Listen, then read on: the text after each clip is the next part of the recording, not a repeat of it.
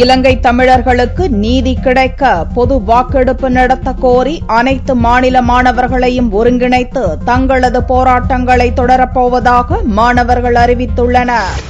ஐநா மனித உரிமை பாதுகாப்பு கவுன்சிலில் அமெரிக்கா கொண்டு வந்த தீர்மானம் எந்த வகையிலும் இலங்கை தமிழர்களுக்கு பயனுள்ளதாக இருக்காது என்பதால் இலங்கை தமிழர்களின் உரிமைக்காக பொது வாக்கெடுப்பு நடத்த இந்தியாவை நிர்பந்திக்கும் வகையில் தங்களது அடுத்த கட்ட போராட்டம் தொடரும் என தமிழீழ விடுதலைக்கான மாணவர்கள் கூட்டமைப்பினர் தெரிவித்துள்ளனர். தமிழகத்தில் மட்டுமில்லாது இந்தியாவில் உள்ள அனைத்து மாநில மாணவர்களையும் ஒன்றிணைத்து போராட்டத்தை தொடர உள்ளதாகவும் அவர்கள் கூறினர்.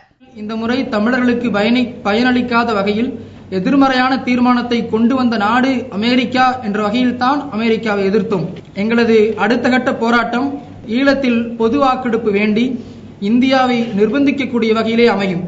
அதற்கான ஆதரவை இந்தியாவில் உள்ள அனைத்து மாநில கட்சிகளையும் அனைத்து மாநிலத்தில் உள்ள மாணவர்களையும் அவர்களை அணுகி நம்முடைய தரப்பு நியாயங்களை அவர்களிடம் எடுத்துக் கூறுவோம். இந்திய நாடாளுமன்றத்தில் சிறப்பு கூட்டம் நடத்தி அதை நிறைவேற்ற வேண்டிய வகையில் எங்களுடைய போராட்டம் அமையும். பார்லிமெண்டின் சிறப்பு கூட்டம் நடத்தி இப்பிரச்சினையில் தீர்மானம் நிறைவேற்றும் வகையில் தங்களது போராட்டம் அமையும் என்றும் இந்த அமைப்பினர் கூறினர்.